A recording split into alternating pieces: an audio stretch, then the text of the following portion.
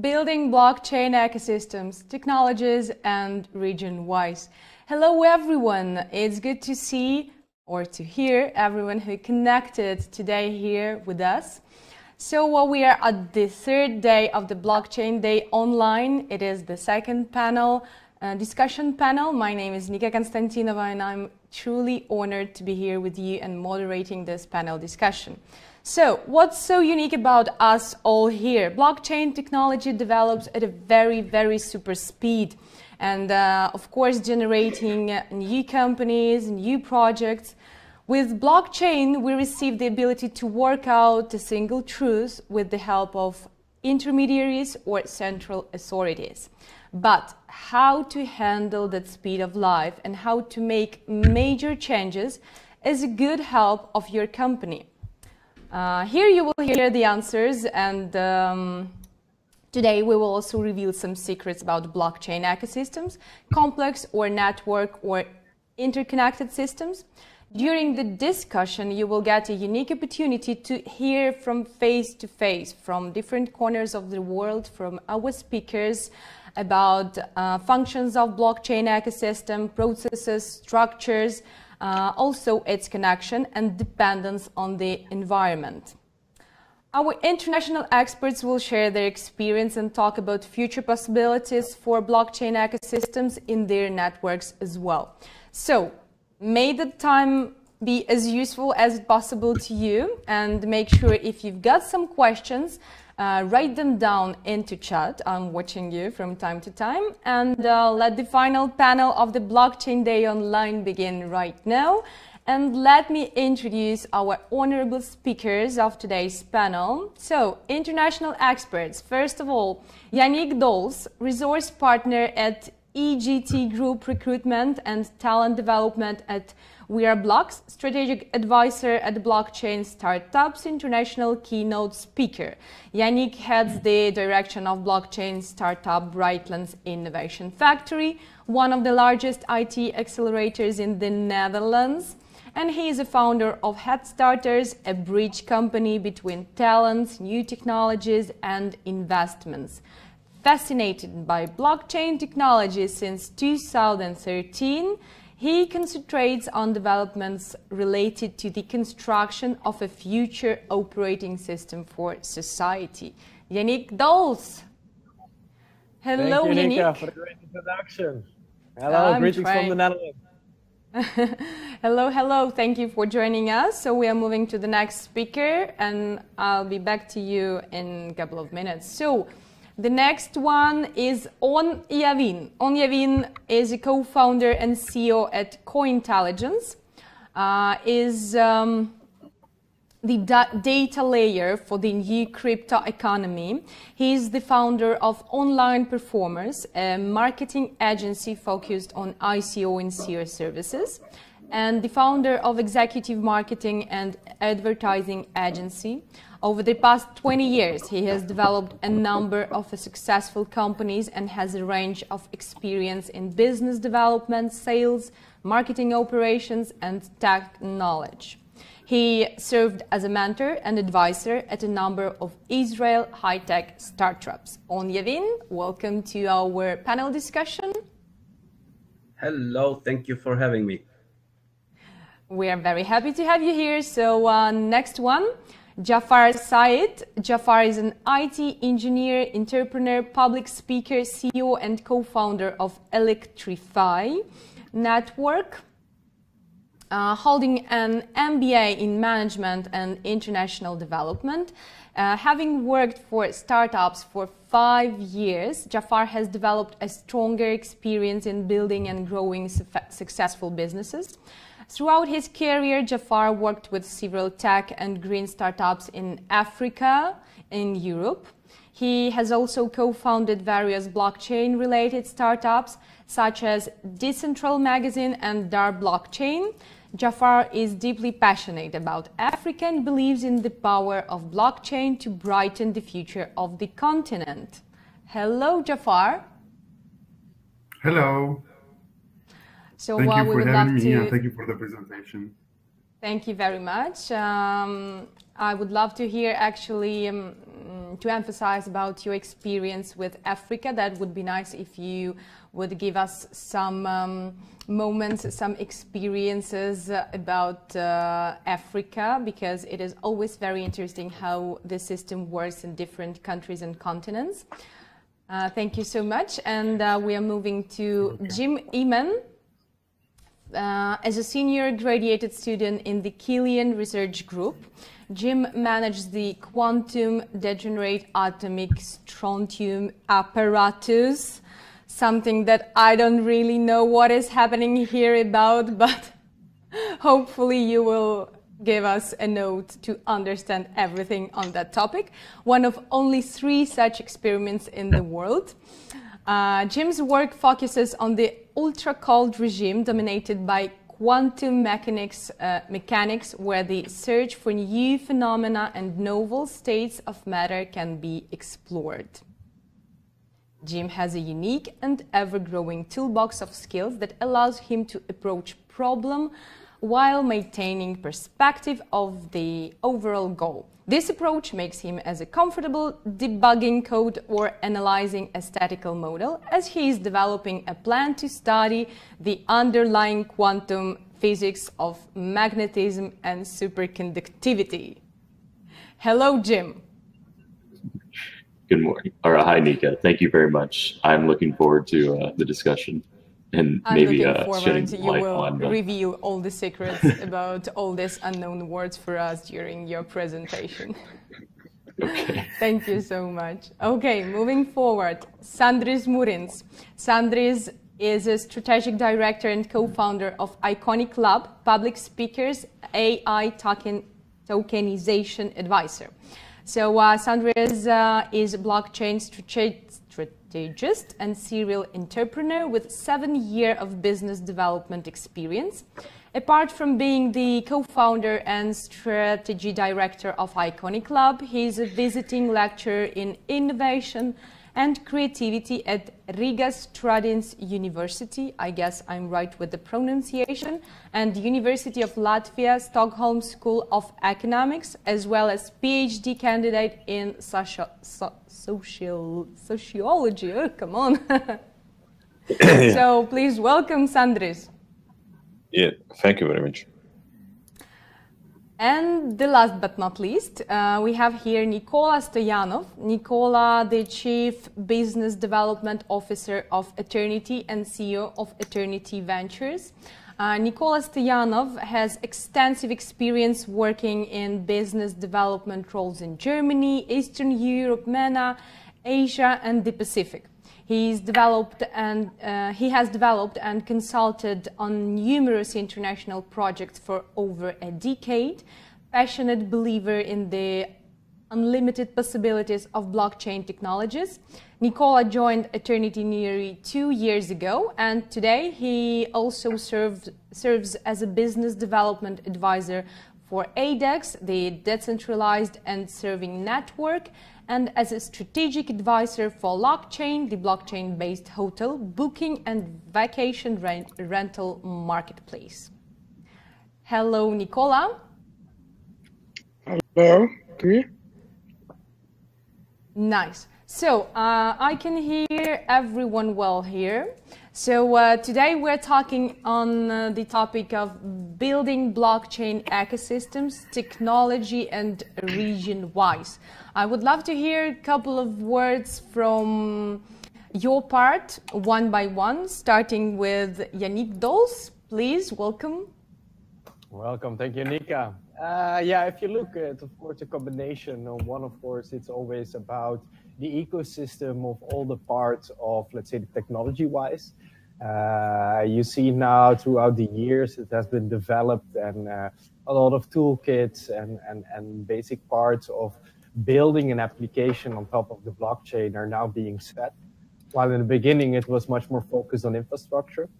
And on top of that, then you get that people are gathering and moving to certain regions to basically develop their ventures in this specific way. And especially in the blockchain space, I think it's very special to see, because one, of course, you have to decentralize nature, so people don't really care exactly where they are. But on the other hand, you see that a lot of countries, basically, because it's something new and legislation-wise, there is a lot of hurdles and a lot is unknown.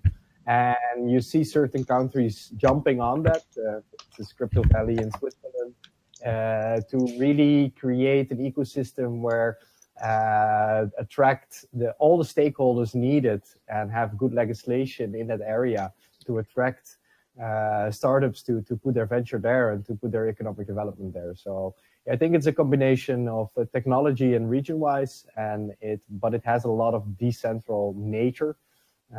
So yeah, I'm really looking forward also to the future, how this develops, and I hope that especially region-wise, different ecosystems will connect in a very good way and strengthen each other to really get the innovation going.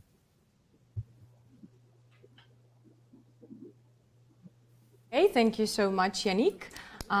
Would love to hear from Jafar. Yes. So hello, everyone.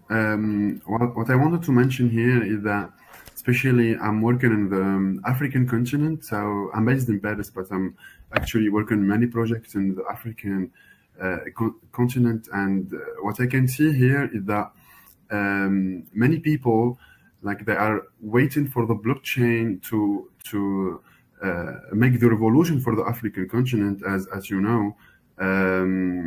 Like most of the countries are still have lack of basics. There are many countries, for example, they don't have access to electricity, and we are talking about this digital revolution, and we can't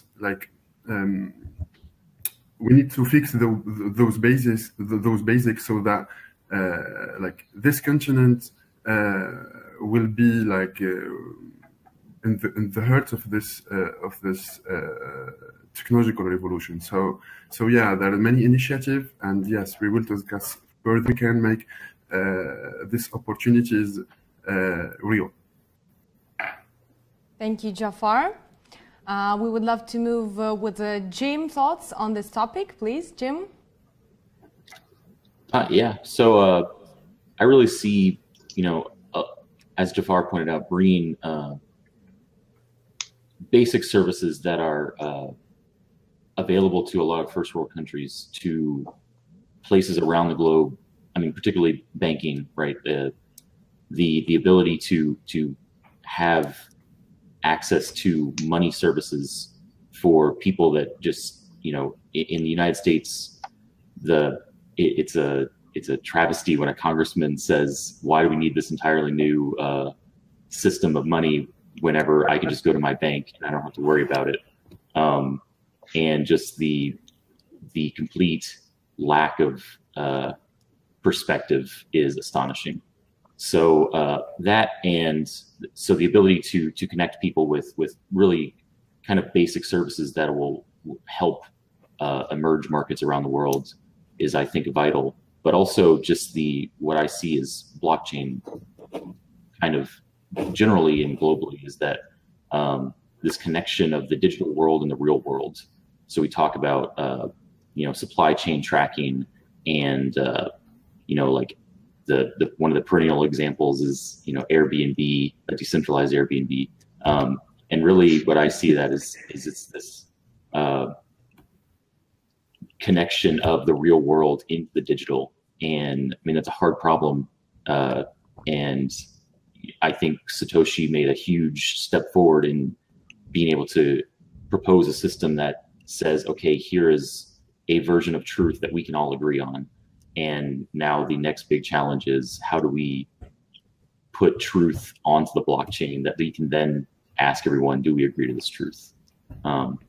So that connection, I think, is also quite important. And figuring out how to do that effectively globally is one of the big challenges in front of us.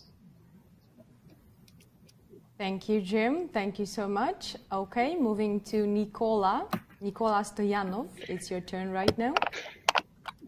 I think the previous speakers have already identified a couple of very interesting points, but what I want back to are the following. opportunity on the other one. We now really have this amazing new structure and technology, which actually is a distributed ledger, not more, not less, and that we can make a lot of use now. And I really like that Jafar is already also venturing into Africa. We did the same thing with Eternity, and we're quite happy to see what kind of technological know-how and, let's say, also like high level of developers and great ideas we found there. Being able to have joined Eternity at such an early stage, we were on one hand not only able to build an infrastructure, but also start to figure out what are the needs and what are the applications that we will need at a later stage in order to work towards actual adoption.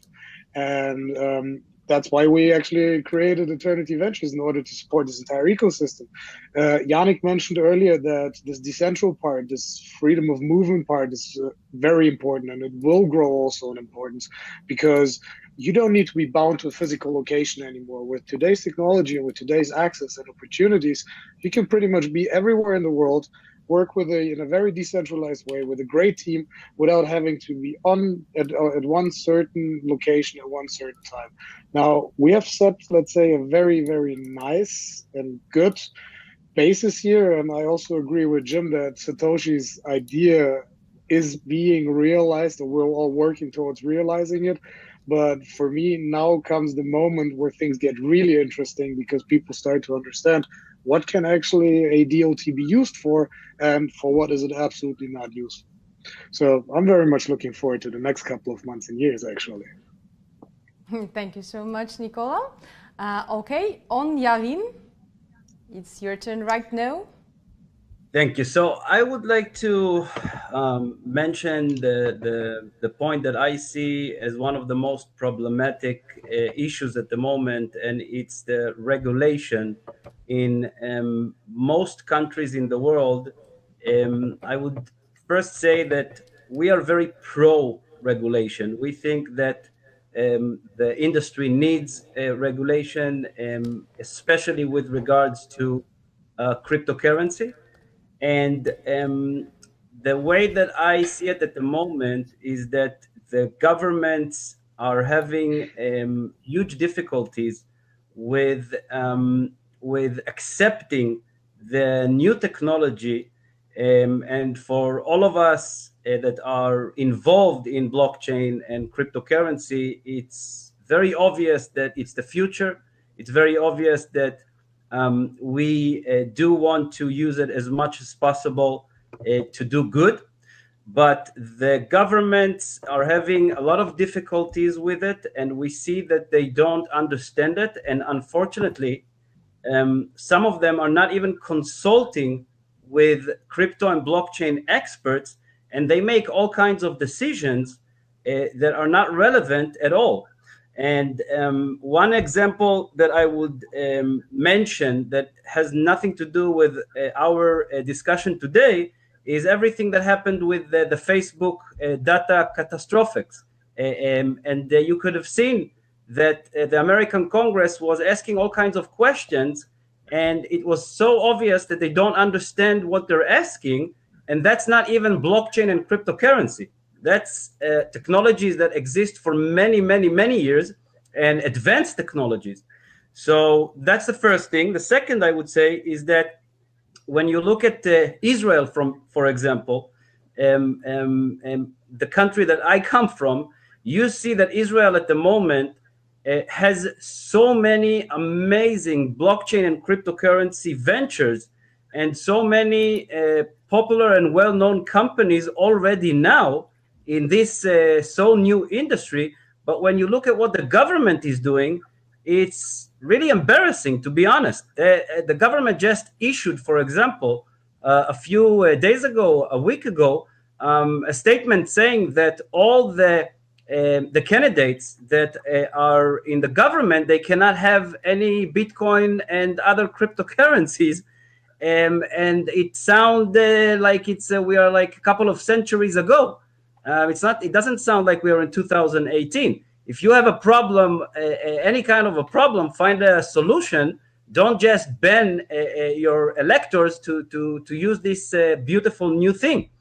And lastly, I would say that there is a lot of differences between the countries, and because it's such a global thing, it will not help a specific country if it will ban crypto, like we see a few countries, not many, that are banning crypto, or you see banks, central banks in different countries ban crypto, even though it's considered to be illegal in that country. And it's so obvious that they are doing it because they are afraid of it, and not because it's really necessary or needed to be done. That's about it in general. Thank you very much, On. And we are moving to the last but not least speaker, and we are having Sandris. Two remarks. And tokens and some part of crypto finance. I think this year is the year when we see that the market start defragmenting.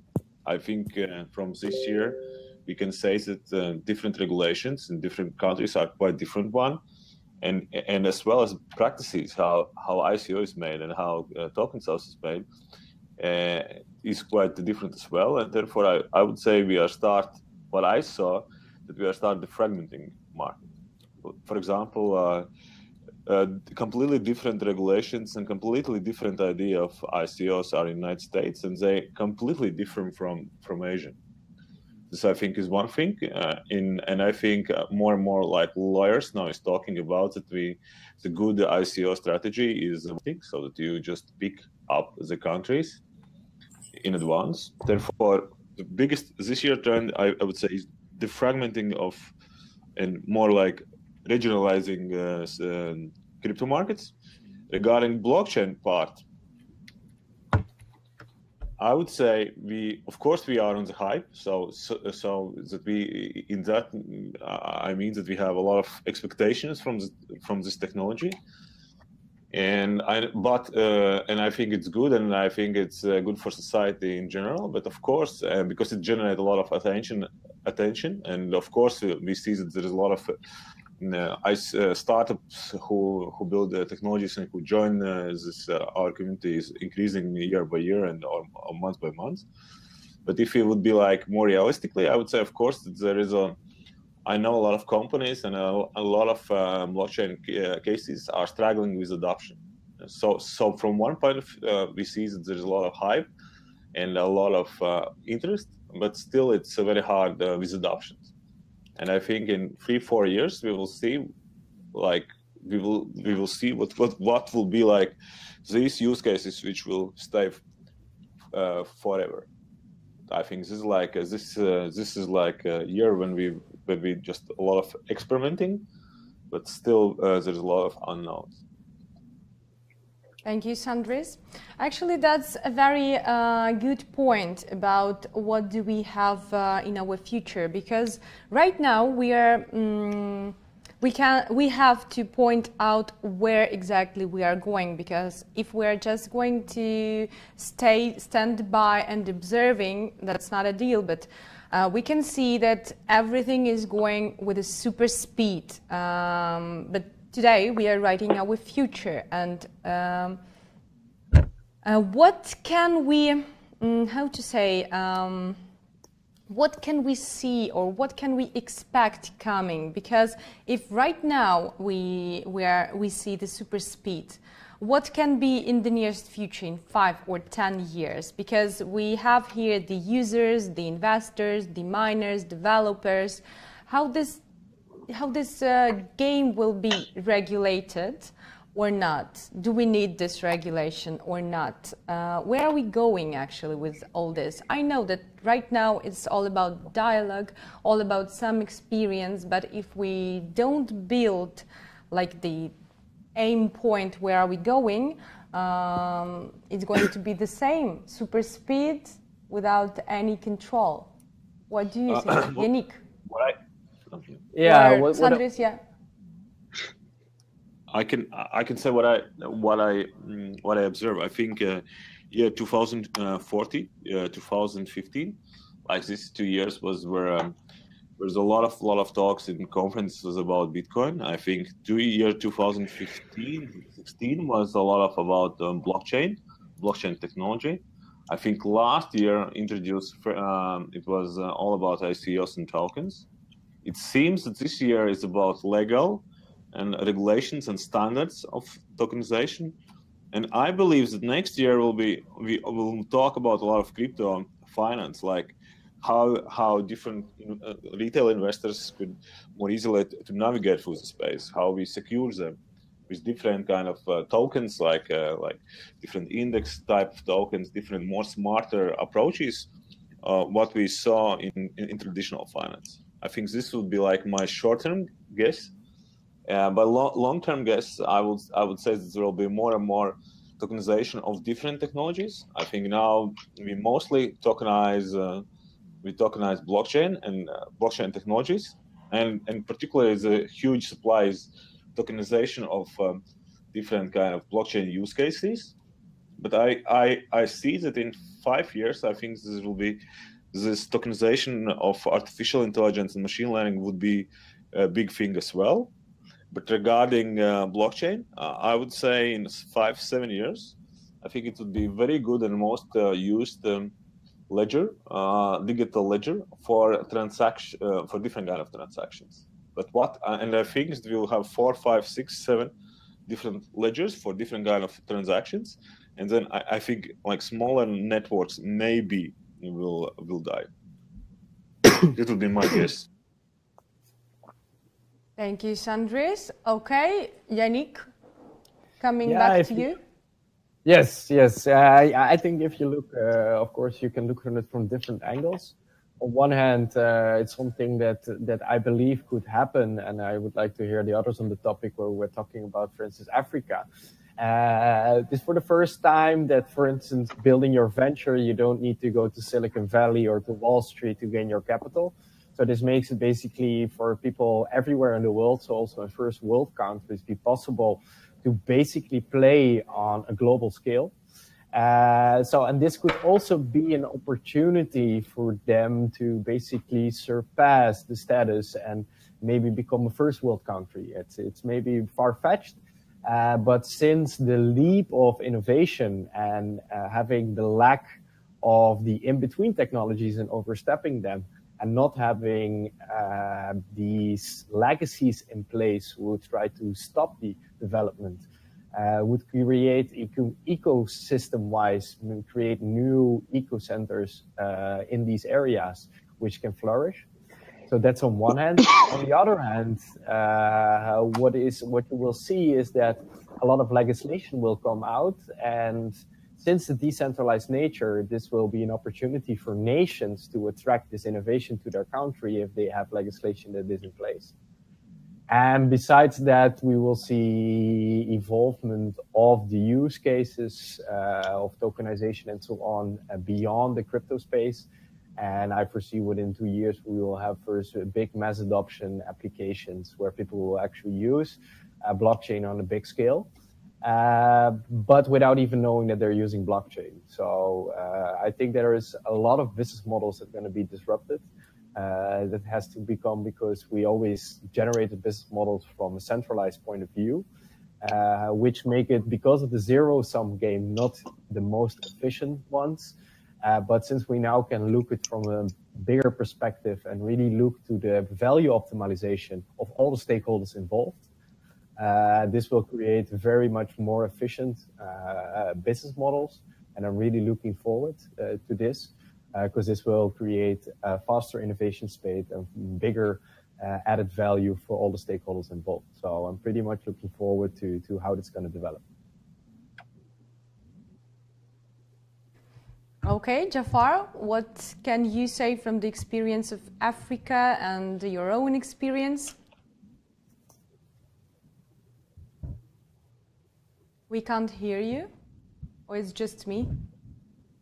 Nope. No. Right now, good, yeah. So, can you hear me now? Yeah, cool. Yes. So, what I wanted to mention here is that the year of 2017 was the year of the ICOs. So, soon, like in 1 or 2 years, we will see the result. We will see the the application that was made like in this period. But in the meantime, what will make the difference, I think, is the education. So how the end user, like the user, how he will like choose for using decentralized application and not centralized application. For example, like if we say social media, how can I be convinced as a simple user? I don't understand technology, I don't understand blockchain, I'm just a user. How can I like be educated to know that I have to use like decentralized systems, not a centralized one? So I think now it's like there is big effort and big work has to be in the education part, because as you know, most of us, like most of people today, don't know about the blockchain, and even if most of them own some cryptocurrency, but not all of them know how the technology is used, or how we can like find solution or make a difference between like the old let's say business or the old digital business. And the big challenge today is for everyone to know how to promote like this technology, and how these people have to be educated first, and they can see the interest of using blockchain technology. From the African side, I will say the blockchain is not that popular. Like people heard about the blockchain, but they are waiting to see how this technology could change things. And many initiative is done by some of the countries. I can mention Morocco, I can mention Uganda, Kenya, Tunisia. Like all those countries are trying to find some solutions on their how to say their system, because you know that the most corrupted countries are in Africa.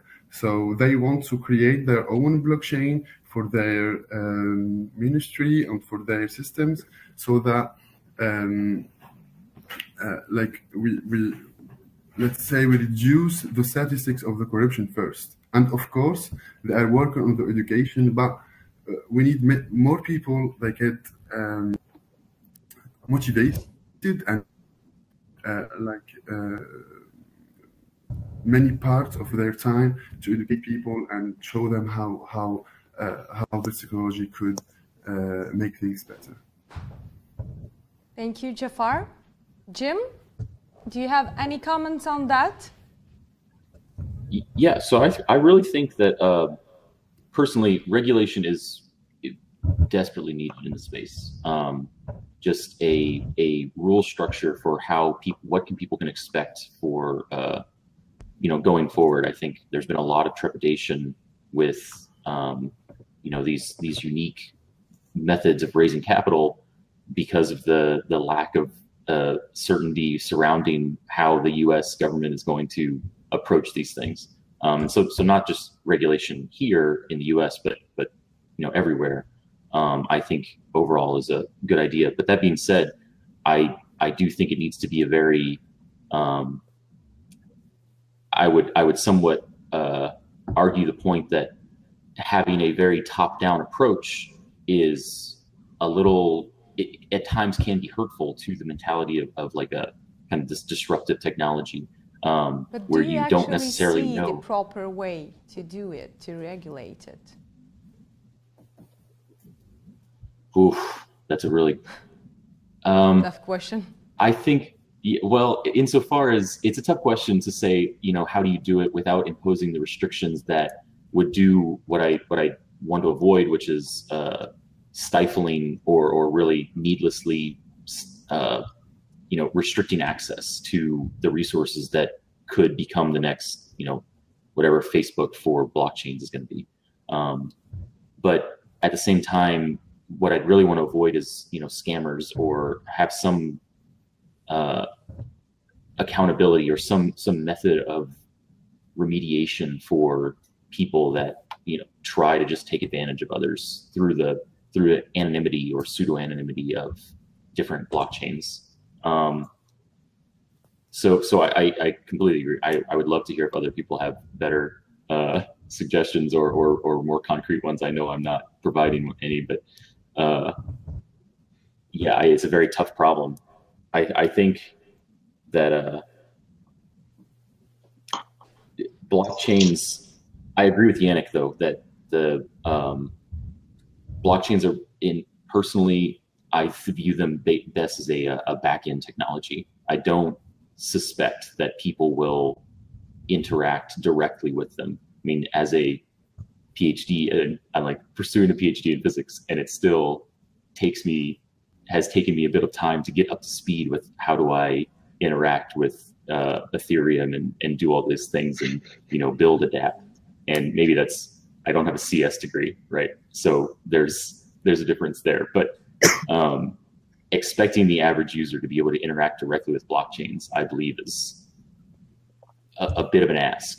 And so maybe that just says we need better interaction tools and tooling around that for developers. But yeah, I think these problems of understanding what a blockchain is, and the best way that people understand it is by using it. But if you hide it from them, then they don't know how to use it. And then if they don't understand it, they can't regulate it. So it's a very convoluted and tough thing. It's a circle with no end. Okay, Jim, thank you so much. Nicola, moving to you. I wouldn't say it's a circle with no end at all. I mean, look at how countries are starting now to develop legal frameworks for token projects. Look at Liechtenstein. They just introduced their proposal for a legal framework 2 days ago, which has been actually quite well welcomed. Malta did the same thing. We're expecting this to come into action, I think, in Q3 2018. Gibraltar are doing something like Switzerland is working on this. Estonia is working on something similar. Singapore, and so on and so on. A couple of weeks or days ago, the SEC actually said that Ethereum was not really a security. So there are current ways how things are developing in a very positive way, in my point of view, when it comes especially to regulation. And I also think that actually regulation will ease a lot of people into the space because of the points that were also mentioned earlier. When you look at scams, when you look at uncertainties when it comes to the technology, when you look into holes in the smart contracts and so on, there are really so many things that need to be looked at that creating a framework which will give people something like a base structure of feeling safe definitely will drive a lot of new people into the space. Now, what I would love to see is more collaboration between different countries when it comes to creating such legal framework, and also the involvement of, let's call them crypto evangelists or crypto like professionals, because I mean the space is really, really young compared to other space like banking, pharmaceuticals, or anything else. But there are people with a lot of knowledge, and those people should be used in order to make the most out of this. Concerning the educational part, I would tend to disagree actually with what was said earlier, because in all fairness, do you guys know how exactly a car or an engine of a car functions, or do you just drive the car? I think this is something which can be related to here quite well too, because as long as the DLT technology runs on an underlayer, and people can use applications that give them a better experience, that give them more security, that give them a better usage and a better outcome, far outweigh the need of educating the masses per se. I think that developers need to be educated in a better way, because Ethereum, for example, until today has a very, very horrible library, and also not a lot of SDKs which can be used from people to actually build applications on that. This is why we need better SDKs and better documentation and better libraries, so that people can get the basic knowledge, which in order to build all the applications that we need. Now, we have cool programs like introductory courses, which are very nice for people to get into the project or into the space, but they're still lacking a lot of things. Then we have other projects that focus on having developers become blockchain developers, because it's impossible if you have no idea about the technology for you to become a good developer, which can be taken seriously in a couple of months. It's outrageous. I mean, it was earlier mentioned that people with a PhD in physics right now still have issues with that. How are you not going to have any if you get quickly into the space? So groundwork, collaboration, and really better documentations for projects, in my opinion, is something that is absolutely necessary for this. Thank you so much for your opinion, Nicola. Okay, on Yavin, would love to hear your thoughts. Yes, so I would start by saying that finance-wise, I think that we would see a few coins being used by most people. I think that the current problems that we have with different coins is such as speed of transaction and overusage of electricity with regard to Bitcoin, for example. I think that these problems will be solved or improved significantly. I think that legal-wise, we would see a few countries taking the lead and empowering crypto and blockchain. As Nicola just mentioned, some of them are already doing that, like Liechtenstein, Malta, Gibraltar, and so on. I think that the adoption by the masses will grow more and more over the few years, and people will be using it as a part of their daily routine. For example, legal contracts will not be signed on paper anymore. They will be signed by using the blockchain. If you want to buy a real estate property, you will sign a blockchain contract.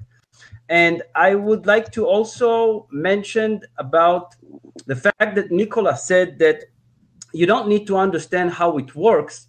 And I agree with it partially, because one of the biggest problems that we have in the industry at the moment is that you actually sometimes need a PhD to understand it. Like Jim mentioned it a few minutes ago, I'm considered to be a very technological person. I'm not a developer, but I'm very technology oriented, and it took me a few months to understand what is going on and to really dive into it.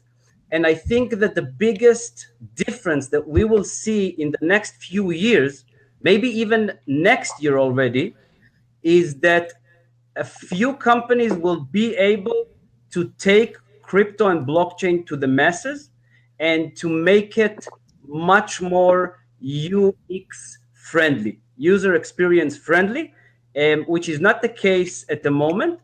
And I'll give one example that I am familiar with. I helped one of the crypto companies in Israel to implement its system in a low-tech business that doesn't have anything to do with technology, and allow its customers to be able to use crypto. And it works amazingly because the business doesn't have to take any risks with the volatility of the coins, because the business can decide that the crypto will be transferred into fiat immediately. And I think that we will see many more companies and many more countries that will allow the usage of crypto and blockchain, and it will evolve. And the last thing that I would say is that I think that the biggest change will be the banks stopping to fight it, because at the moment it's very, very well known that even in countries that the crypto is not against the law, they are doing everything that they can in order to make it hard for crypto and blockchain companies. And again, as an example, the Supreme Court in Israel ruled against one of the biggest banks in Israel about a month ago, because the bank didn't allow one of the most well-known crypto exchanges to operate in a way that will allow day-to-day business. And it's impossible to work and to grow this way. And I think that as soon as the banks will stop fighting us, then we will see huge progress, because right now it's not only developing, it's also fighting with them. So that would be the biggest change, in my opinion. Thank you so much. Well, we clearly understand if we have like a game of interest, it's always about a fight. So maybe we should start a dialogue with countries, a dialogue with authorities, a dialogue with countries. What do you think about that? I Because think right that you're now we have absolutely right. different And sides. I think that most crypto evangelists will agree to help. I can speak about myself, and I can say that any government, any bank that will ask for my help, I will gladly help with no charge. I will not even ask for any money for it, just because it's so important to get them to understand that it's not something, it's not a bad thing. It's a good thing. You just need to get used to it, understand it. And even if you don't want to understand it, then accept the fact that it's here to stay and it's not going away. Actually, there is a problem that people don't even accept the fact that we already have this process on. We already have everything we are talking about. And just because we don't have a proper education, it doesn't really matter that it's not our real time. That's the question. You're right, and it is a problem. But again, I just think that people sometimes choose to ignore or choose to fight against something because it's so new, and because it's something that they're not used to. And I would add one more thing that I didn't mention before, and Nicolas mentioned about the different scams. Then I would say that obviously I understand why people can be afraid of it, but instead of just banning it, do something about it. Try to help to get rid of the scams. For example, in my company at Cointelligence, what we decided to do a few months ago is to dive into ICO ratings. And the reason that we did that is because we understood that there is a serious gap in the market, and it's very hard for ICO investors to really know when it's a scam or it's the real deal. So we started doing rating for ICOs, and we are trying to actually help the companies. We are not looking to give them a low score just for the sake of it. We are always willing to explain why we gave a low score to someone. Let's say if it's not a scam, obviously. If it's a scam, no matter what, it's a 0 always. But if it's not a scam and the company got a low score, we would be very willing to help and explain why they got the low score. So what I'm saying is everyone should think how they can actually help in order to just fight over it. Okay, thank you very much for sharing your experience. Sandris, we are moving to your part. Are you still alive over there? Yeah, I think no, I'm just listening to these talks. I just ask myself one question. Which one? Ask why. For example, to my mind, and you will find a lot of people who will say that artificial intelligence maybe will have more impact on societies than blockchain adoption. And then I ask my one question: why we don't have so big talks and so much talks about regulation of artificial intelligence, but we have so many talks about regulation of cryptos? And I think, to my mind, one answer is clear. I think at least everybody in the world, regulators see crypto world as finance. Like, we have one big use case. It's all about finance. We redesign finance. And always, what do regulators in that stage? They always want to protect themselves for failing. With a lot of people will lose money, so that they're afraid that public somehow will be involved in ICOs and will lose a lot of money. And I think what's going on that we need to do two things. One thing is I think I see underwriters and advisors. They need to come together and make some kind of NGOs and propose the standards like ethical standards to industry. One thing, and I think second, this organization should work with governments all over the world, because it's true that that regulations will happen, but the question is whether they will happen interests of us or interests of only which are driven by fear of regulator bodies. Thank you, Sandris. Do you think such type of NGOs would change something?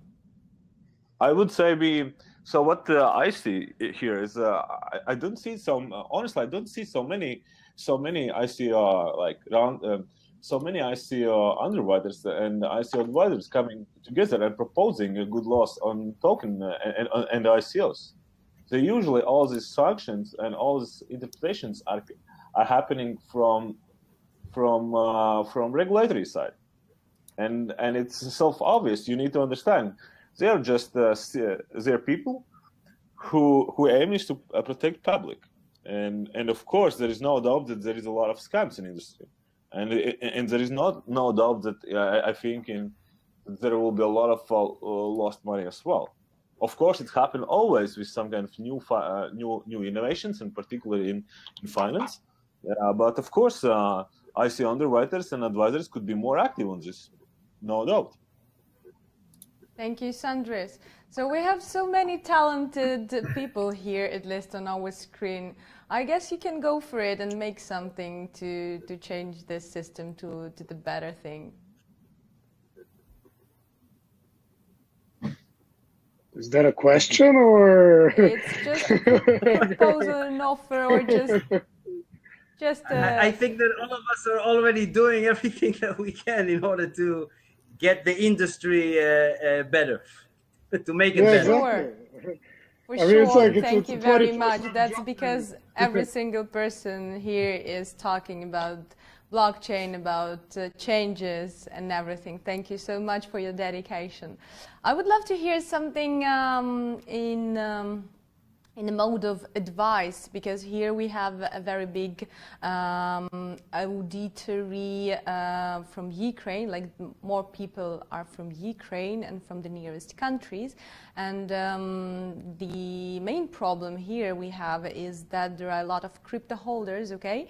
And they are just in the ecosystem like observers, watching what is happening, how we can change their role to be a person that can change something, a person that can start investing or doing something, starting business, wherever it is with the blockchain, okay? How we can change their roles from just observers holding some crypto to the people that can do something here in Ukraine. Is it possible, or we are still we have a lack of education, lack of regulation, etc.? Yannick. Yes, yeah. If you look to Ukraine, I think that it's evolving very fast at the moment, blockchain-wise. Yes, most of the people are crypto holders. I don't really like this type because it is not contributing something in a positive way than only holding and speculating on worth. I think that's not something. That's exactly what I wanted to hear. What I want to tell them is to trigger them and really look to the applications and to also understand it better. And if you have tokens of one platform, go use them, go play with it, go write your own smart contract. It's not that hard.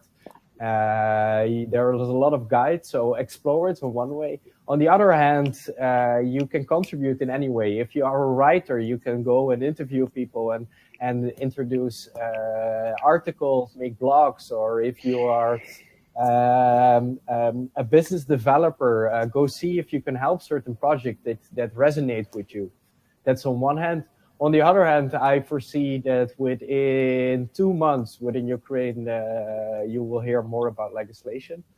I think that Ukraine has especially a lot of technical talent, so also evolving there on the education side to learn the people more on one hand about the technical side, and on the other hand also on a little bit of soft skill leadership side.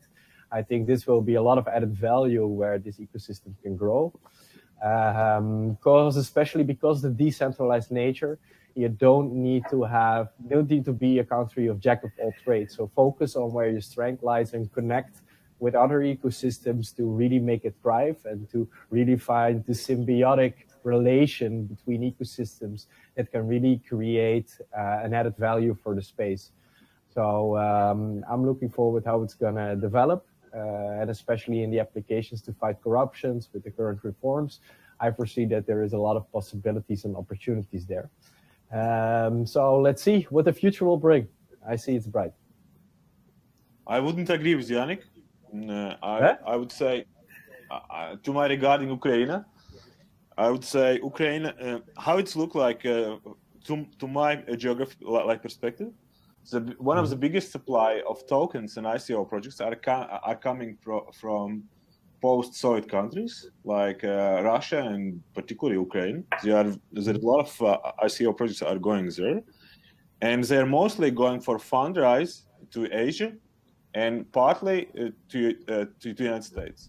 I would say from Europe itself, like Netherlands, Germany, Austria, even more France.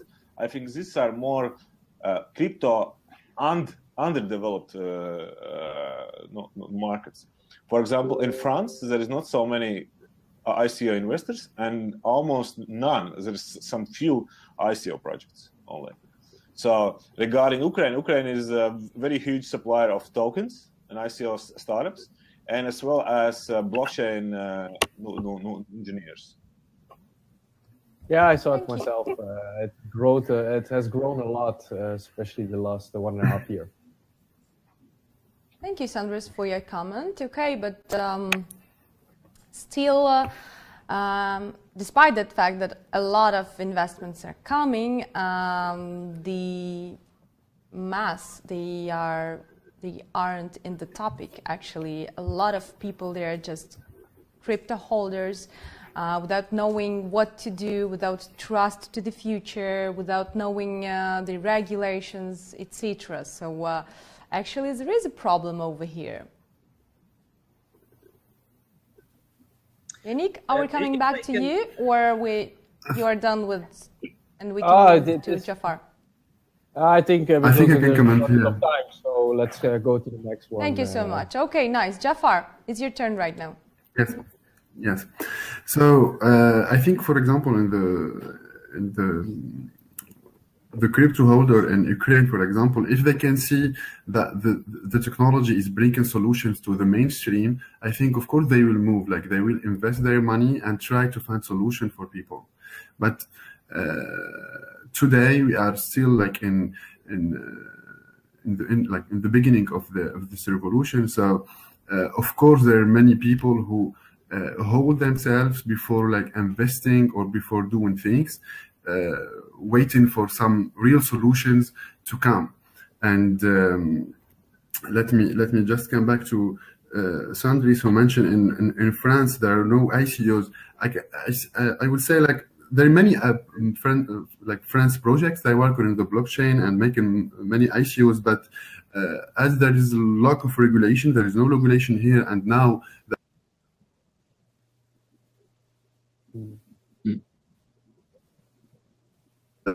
Switzerland, but the community now is growing. Like, if we see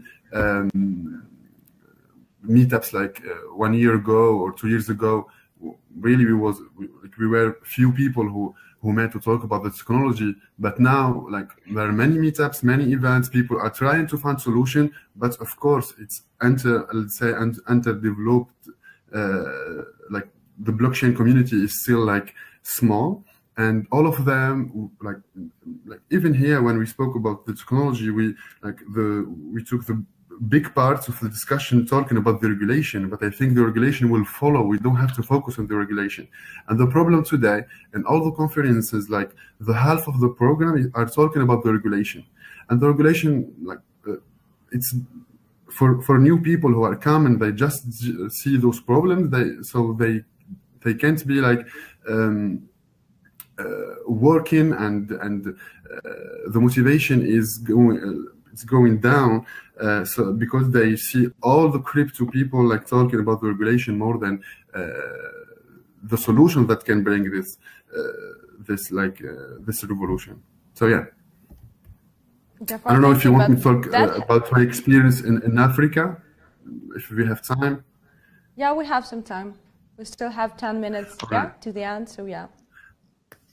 All right. So I'm working with many like startups and people in the crypto area to find some solution in the African markets. So what we did is that first of all, we create a blockchain house, which is a co-working space and a training center for people to learn about the technology, to understand how we can use it, etc. So it's for developer mainly.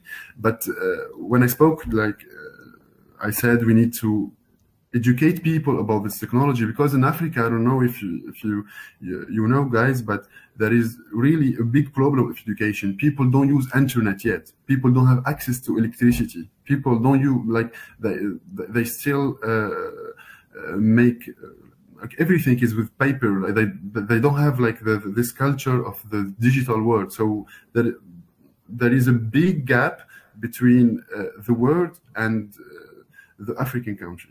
So this is why there is a big work on the education, especially that with the use of blockchain now, they will not use the internet with the normal way, but they will use directly the blockchain solutions. And this is what we hope. This is what we are working on. And I think, and I'm definitely sure that the technology now start going.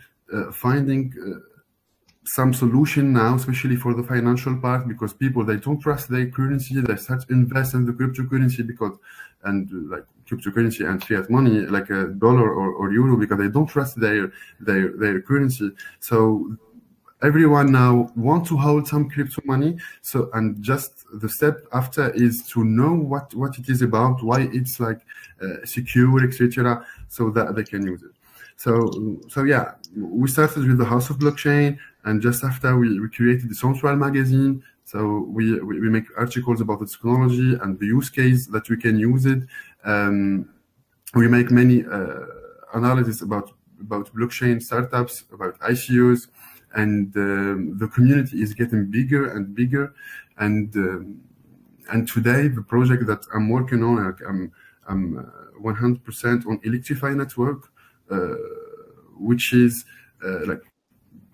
we want to give the access to people who don't have electricity. So we will be working on so we will provide microgrids so that people can produce their own energy, and allow them to incentivize them to use to produce their own energy. We'll provide them a peer-to-peer trading platform so that they can sell their access of energy and make this investment, they make profit in it, so that they sell their access to their neighbors.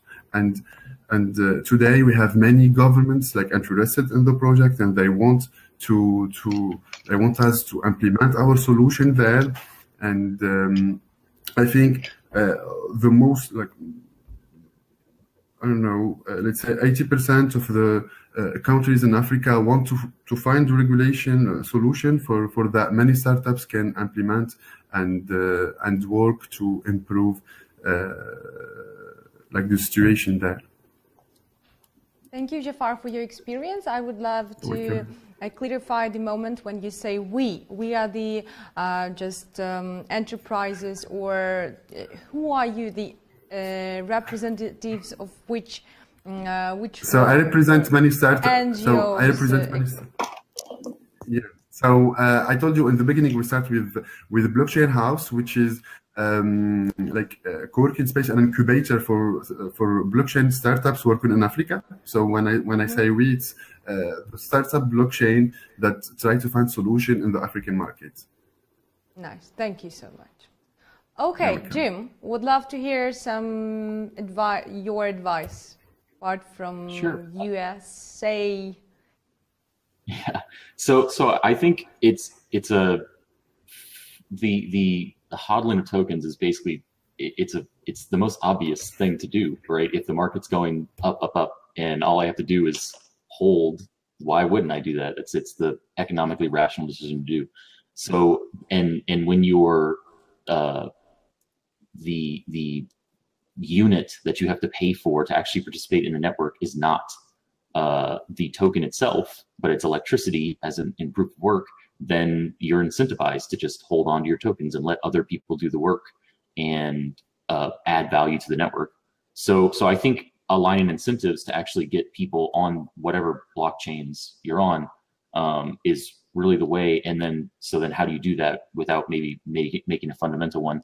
And I think that kind of ties into what Jafar was talking about, that what blockchains really one of the big use cases that's exciting to myself is these new microeconomies that can develop out of blockchains. The use of being able to sell my electricity back to the grid. Like it's no longer are we forced into economic models that are maybe one way, where like I'm giving my data to Facebook or I'm getting electricity, and maybe I use less electricity from the grid because I have solar panels, but I don't do anything with my extra electricity on the solar panels whenever my batteries just leak it out.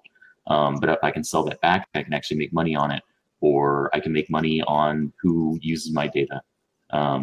So these sorts of new transaction models, I think, are a really great way to incentivize. But it remains to be seen. It's to have that means that now I have to have people interact with the blockchain at a very fundamental level, or centralize.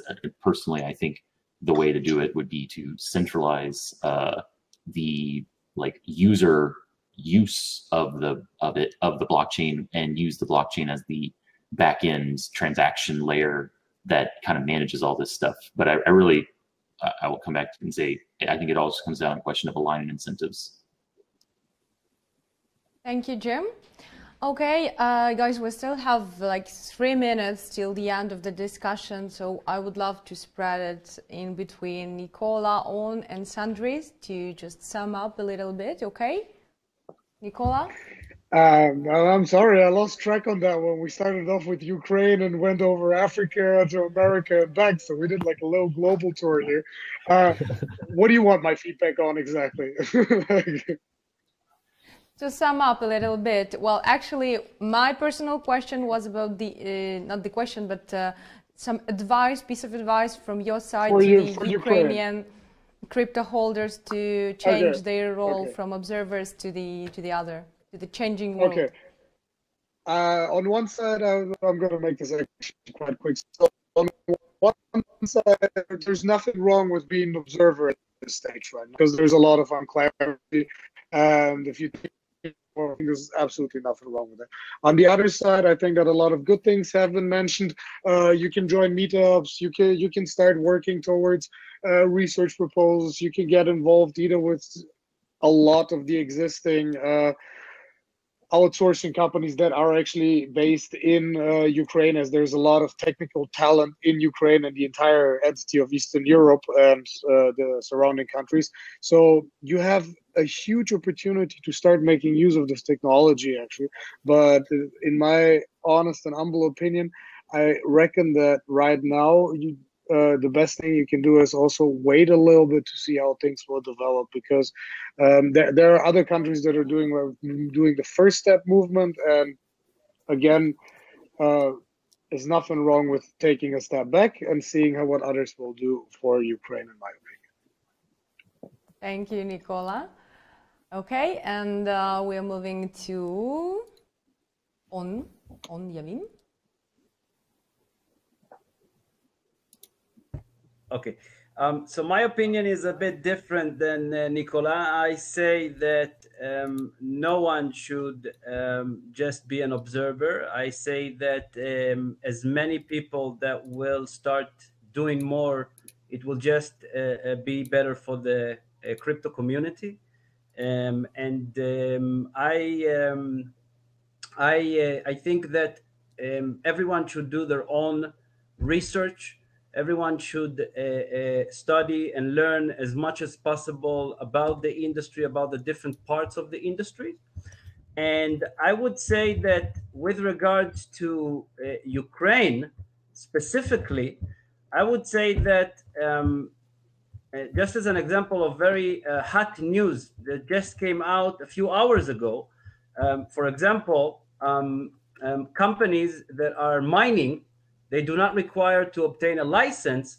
I think that this specific action by the Ukraine government, and I don't know if these news are genuine or not, they just been published a few hours ago. This is a great thing. And I think that the combination of people doing the research, using their own capabilities, like as Yannick mentioned before, if you're a writer, then join any company, any venture and start writing. If you're a developer, joining and start doing development, even if you do it on your free time and not as a part of a regular daily work, that also helps. And the last thing, and I know that we've been talking about it too much, but there's no other way. If the regulators will not support, then it will just slow things down. And I think that the countries that will not be pro crypto and blockchain will be left behind. And the countries that are already doing great work will enjoy it a lot over the next few years and many, many years to come after that. Thank you, On. So it's all about being proactive position through every single day in your life, as I can sum up your speech. I can say that I live and breathe crypto, but I know that I am a crypto and blockchain fanatic. So as long as you can spare any time into it, that will help a lot the community. For sure. Thank you, On. Okay, finalizing, Sandris, the last couple of minutes, I'd say 1 minute for you. Okay, regarding Ukraine, as I told you, I see at least part of it in Europe. It's top free country. Here in Kiev, you can find 2 free conferences each week regarding blockchain and cryptos. Your conference organizers organize this conference all over the world. Your startups usually wins ICO pitches all over the world. I think what is different between you and other countries, I may say, that from your country, in your conferences, I do not see so much good collaboration between government and community. This I think you can improve. And I would wish that you will stay top free country in Europe, at least for the next 10 years, and maybe get to be top free country in the world. I think it's for you, it's possible if you see how much talent you have and how much startups you have. I think you need just amplifying it, and I think government maybe help this with amplifying ecosystem and Ukraine role in the globe. Thank you so much, Sandris. It seems to me a nice picture of the future we have. So once again, today we had Yannick Dols, On Yavin, Jafar Said, Jim Eman, Sandris Murins, and Nikola Stoyanov.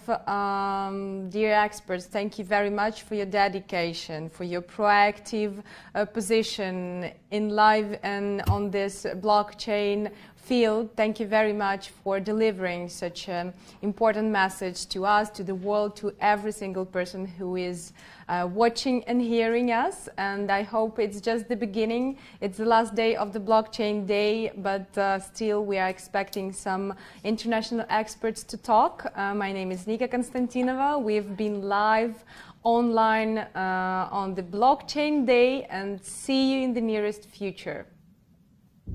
Thank you.